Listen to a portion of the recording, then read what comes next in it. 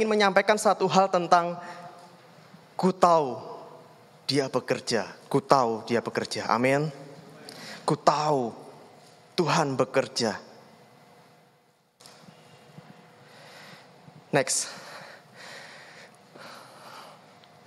Ketika kita memasuki tahun 2021, sebelumnya bahkan, kalau kita mengingat, sebelum kita mengakhiri 2020, kita menaikkan doa kepada Tuhan.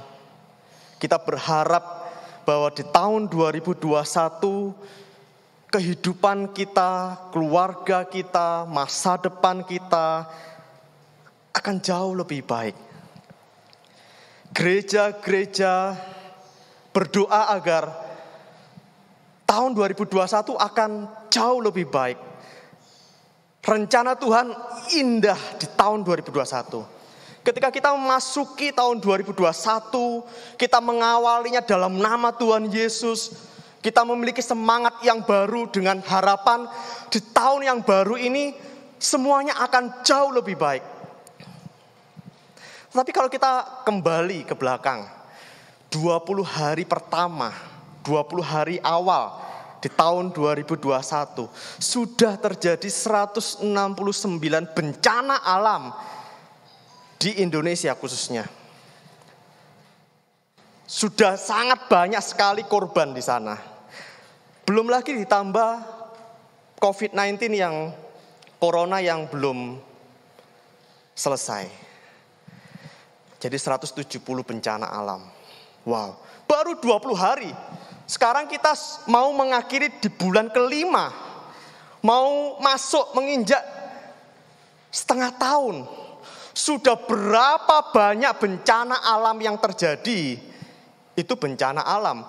Belum kecelakaan yang terjadi. Pesawat Sriwijaya Air, KRI, Nanggala 402. Banyak orang meninggal. Keluarga berduka. Indonesia berduka.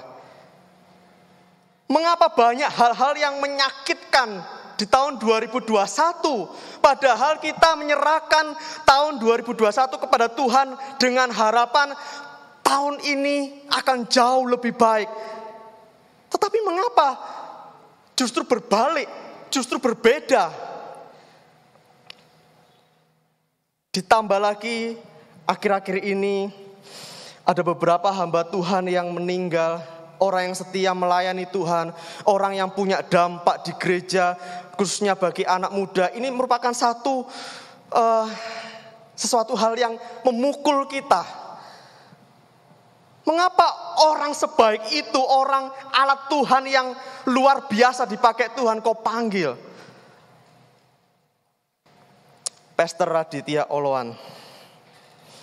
Sampai kita ini enggak habis pikir. Kenapa ya kok dia sudah setia masih harus menanggung keterbatasan fisiknya?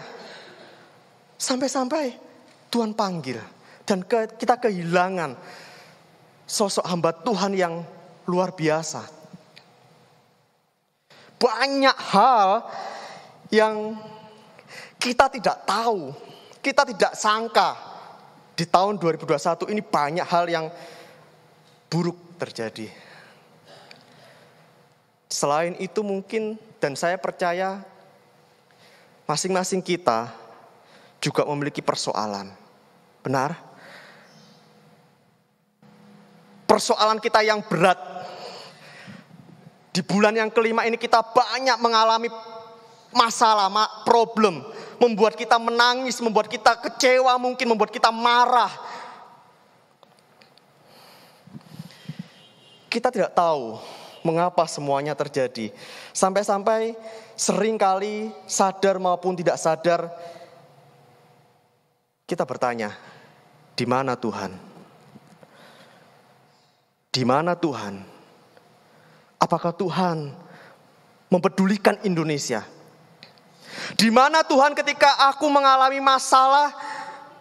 Kenapa Tuhan tidak tolong aku? Kenapa Tuhan biarkan semuanya terjadi? Kenapa aku harus kehilangan orang yang aku kasihi? Kenapa aku harus kehilangan pekerjaan? Kenapa rumah tanggaku seperti ini dan lainnya? Di mana Tuhan? Mengapa Tuhan seakan-akan tidak ada. Sadar maupun tidak, kita bertanya seperti itu. Next. Hari ini, di tengah ketidaktahuan kita, akan banyak hal yang terjadi. Ada satu obat buat kita pagi hari ini. Dalam Roma 8 ayat 28 kita akan baca bersuara keras. 1, 2, 3. Kita tahu sekarang bahwa Allah turut bekerja dalam segala sesuatu untuk mendatangkan kebaikan bagi mereka yang mengasihi Dia, yaitu bagi mereka yang terpanggil sesuai dengan rencana Allah. Kita tahu sekarang Allah turut bekerja mendatangkan kebaikan bagi orang yang mengasihi Dia. Ku tahu Dia bekerja. Meskipun banyak hal yang tidak aku tahu, satu hal yang ku tahu, Dia bekerja. Next. Kekhawatiran, ketakutan, sedih, kecewa, marah. Semuanya itu terjadi karena ketidaktahuan kita. Kita khawatir akan apa yang akan terjadi, yang belum terjadi. Nanti besok, bulan depan, tahun depan, 10 tahun yang akan datang. Kita yang masih muda, kita nggak tahu ketika kita dewasa, ketika kita tua. Bapak ibu yang sudah lanjut usia, kita tidak tahu apa yang akan terjadi nanti. Bapak ibu yang menyiapkan masa depan anak kita tidak tahu apa yang akan terjadi pada anak-anak kita nanti. Khawatir, karena apa? Kita tidak tahu apa yang akan terjadi. Kita takut, kita sedih, kita marah. Karena kita tidak tahu apa yang sebenarnya sedang terjadi sekarang ini. Kenapa ya? Aku sudah jaga kesehatan, pola makanku aku atur. Kenapa ya aku seperti ini, sakit-sakitan? Kenapa aku sudah bekerja sungguh-sungguh, tapi karena pandemi aku di PHK? Kenapa? Kenapa aku sudah melayani Tuhan sungguh-sungguh, mengasihi Tuhan, menyembah Tuhan dengan hati yang tulus? Mengapa Tuhan izinkan hal ini terjadi? Kita tidak tahu apa yang sedang terjadi saat ini. Kita kecewa karena apa yang terjadi tidak sesuai dengan apa yang kita harapkan. Kita berharap sesuatu yang baik, tapi kenyataannya tidak baik. Semuanya itu terjadi karena kita tidak tahu. Tuhan, menurutku harapanku ini baik. Harapanku ini tidak salah. Harapanku ini tidak menentang perintah Tuhan. Harapanku ini tidak merugikan orang lain. Harapanku baik, tapi kenapa kenyataannya tidak baik? Kita tidak tahu. Saya beri ilustrasi ketika kita nonton sebuah drama. Anak-anak muda suka drama Korea ya, ibu-ibu suka drama India ya, Korea dan India. Terus ada yang sinetron, ada yang film action. Ketika kita nonton pertama kali, seru, keren. Kita dibuat penasaran. Apa bagian selanjutnya? Seakan-akan surprise. Apalagi kalau film yang kualitasnya bagus, kita tidak bisa menebak alur ceritanya. Loh, kok bisa ya? Kok bisa seperti ini? Kok bisa lakonnya ini kok meninggal? Dibuat penasaran, perasaan kita dimainkan, sampai ada yang menangis, ada yang marah. Karena apa? Kita tidak tahu alur ceritanya. Tapi beda lagi ketika kita udah nonton satu kali sampai selesai, lalu kita nonton dengan teman-teman yang belum pernah nonton, kita akan bisa tenang. Alah, habis gini ini. Habis ini orang ini datang. Ini dijahatin, tenang aja, nanti ada yang nolong kok. Ini mau mati, tapi tenang aja, nanti gak mati kok. Kita bisa mengendalikan diri kita. Teman-teman kita mungkin yang pertama kali nonton, wah perasaannya dimainkan. Karena apa? Sama, dia tidak tahu alur ceritanya. Tapi kehidupan tidak seperti nonton film, Bapak Ibu. Gak ada yang ceritanya orang itu tahu apa alur hidupnya seperti apa, gak ada. Orang yang berekonomi baik sekalipun, dia merancangkan, dia memperhitungkan agar masa depannya, anak cucunya itu baik, keadaan bisa berbalik loh. Benar? Banyak contohnya. Nggak ada yang bisa tahu alur kehidupan manusia. Tapi satu obatnya. Next. Roma 8 ayat 28. Kita tahu sekarang. Kita kecewa karena kita tidak tahu. Kita takut karena kita tidak tahu. Kita sedih karena kita tidak tahu. Kita takut melangkah karena kita tidak tahu resiko yang terjadi. Tapi firman Tuhan katakan kita tahu sekarang. Seakan-akan ketika kita tahu semuanya, semuanya bisa terkendali. Dan firman Tuhan katakan kita tahu sekarang. Apa yang harus kita tahu? Allah turut bekerja dalam segala sesuatu. Mendatangkan kebaikan bagi orang yang mengasihi Dia. Next. Allah. Next. Belum.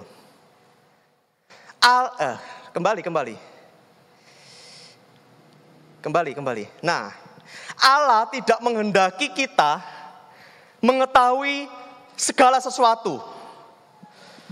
Dia hanya ingin kita percaya dan tahu bahwa Tuhan bekerja dalam segala sesuatu. Tuhan nggak mau kita tahu masa depan kita. Tuhan nggak menghendaki kita tahu semuanya apa yang sedang terjadi, kenapa masalah ini terjadi. Tuhan nggak menghendaki itu. Tuhan menghendaki kita tahu satu hal, bahwa Allah bekerja dalam segala sesuatu. Tidak perlu berusaha kita tahu semuanya. Kalau kita memaksa diri kita untuk tahu semuanya, kita akan kembali kecewa, kita akan kembali khawatir. Ini keterbatasan kita. Kita tahu sekarang. Kata tahu di sini bukan hanya dari orang lain, bukan hanya dari khotbah.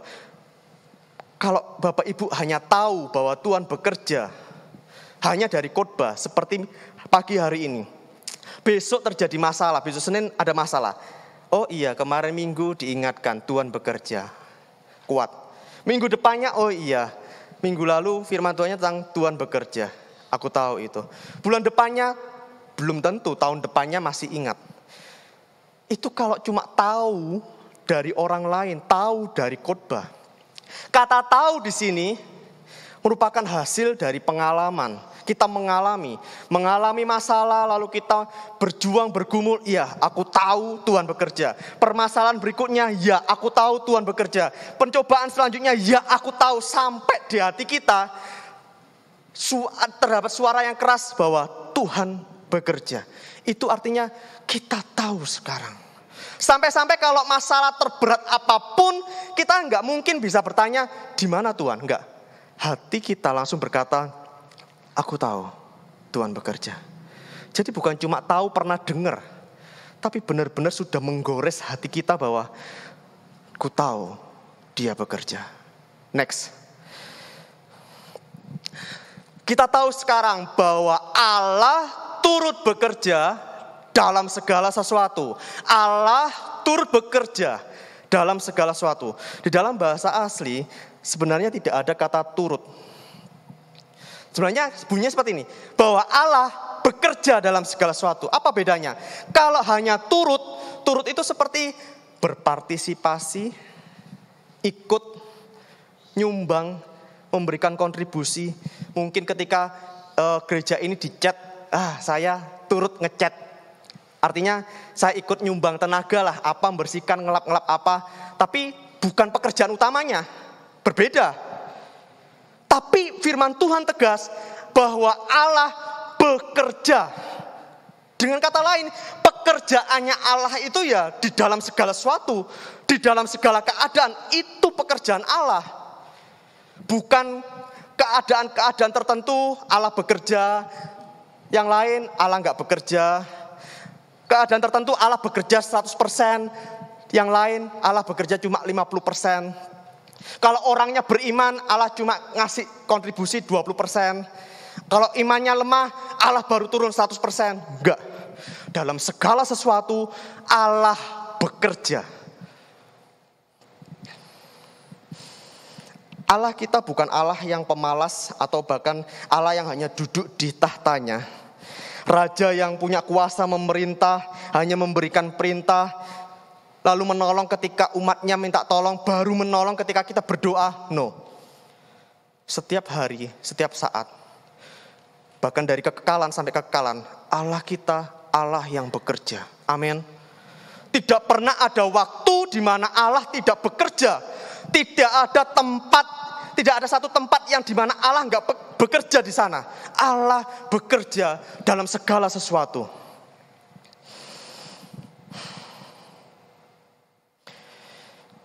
Next. Bahkan di saat kita tidak menyadari bahwa Allah bekerja, di saat kita tidak melihat Allah bekerja, di saat kita tidak percaya bahwa Allah bekerja, bahkan di saat kita tidak menerima bahwa Dia bekerja, Tuhan tetap bekerja. Tuhan sudah bekerja dan sedang bekerja. Nggak nunggu kita punya iman yang kuat baru Tuhan bekerja. Nggak nunggu kita berdoa kuat baru Tuhan bekerja. Di saat iman kita lemah sekalipun, bahkan di saat orang-orang yang mengasihi Tuhan terjatuh, Tuhan bekerja dalam kehidupannya. Amin. Nggak nunggu kita punya iman yang fit. Tuhan kita Tuhan yang bekerja. Next. Kita tahu sekarang bahwa Allah turut bekerja dalam segala sesuatu untuk mendatangkan kebaikan. Apa pekerjaan Allah?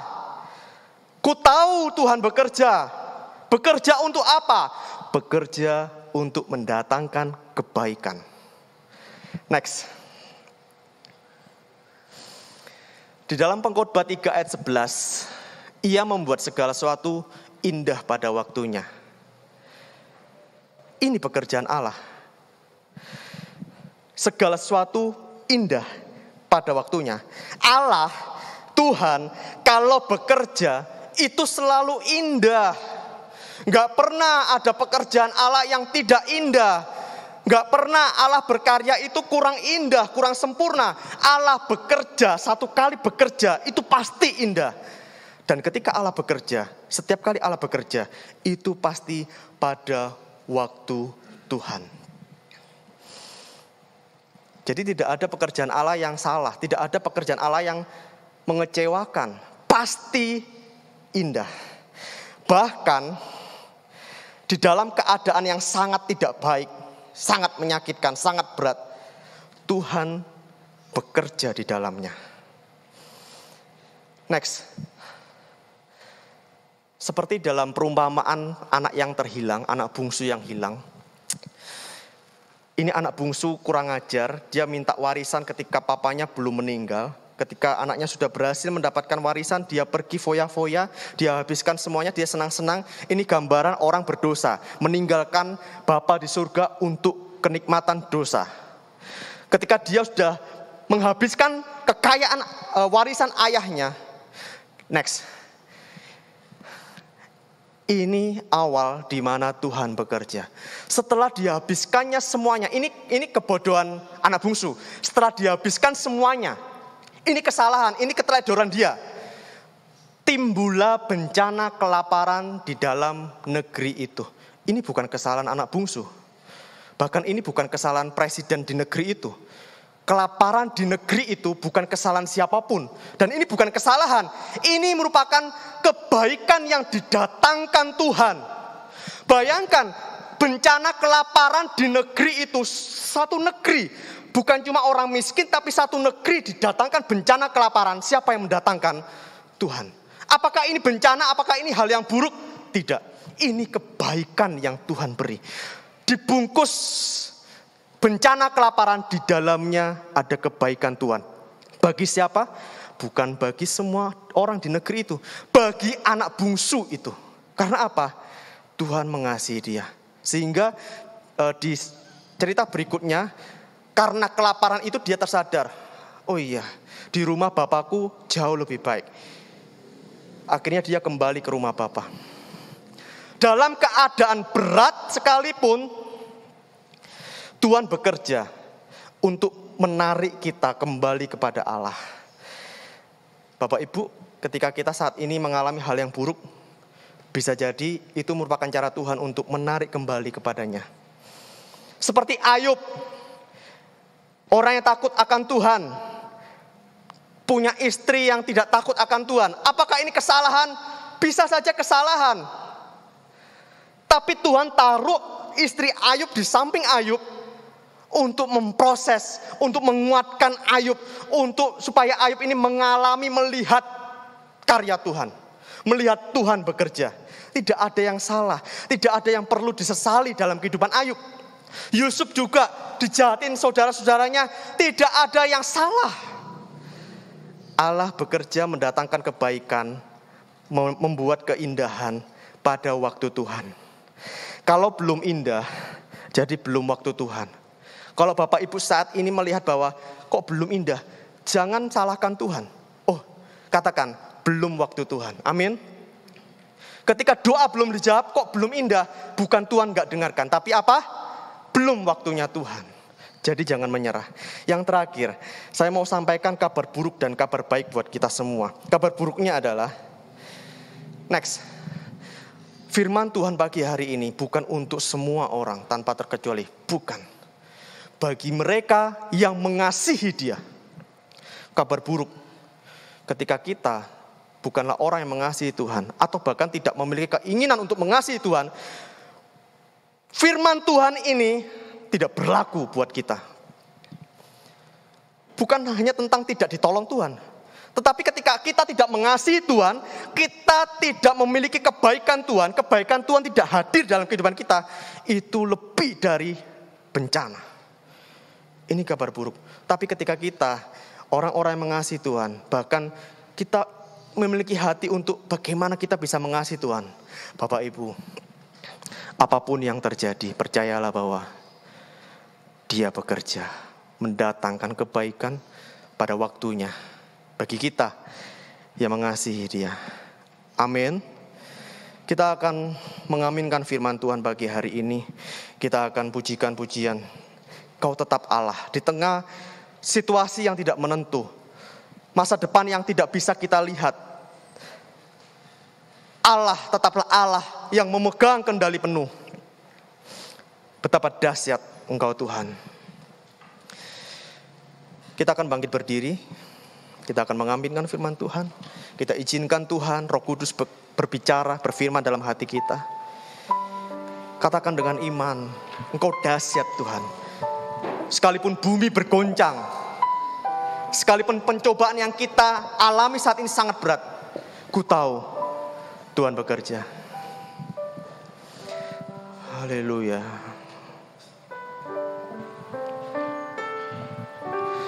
Betapa dahsyat Engkau Tuhan, Pencipta segala yang ada, dulu, sekarang, sampai selamanya. Hanya Engkau Tuhan, tak terselami pikiranmu, tak terukur panjang setiamu, dulu, sekarang, sampai selamanya. Hanya Engkau Tuhan, ku sembah Engkau Yesus, hanya Engkau Allah di hidupku. Tiada yang lain, hanya Kau, hanya Engkau Tuhan selamanya. Kau tetap Allah, walau dunia semua bergoncang.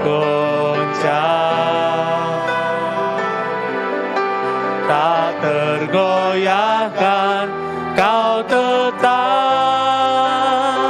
Allah. Ku sembah Engkau Yesus, hanya Engkau Allah di hidupku. Tiada yang lain, hanya Kau, hanya Engkau Tuhan selamanya. Kau tetap Allah, walau dunia semua bergoncang,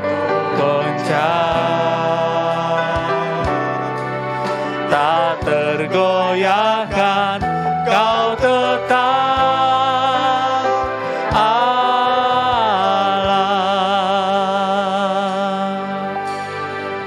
Dengan kasih Kristus, Ibu Modi untuk menutup firman Tuhan ini dengan doa.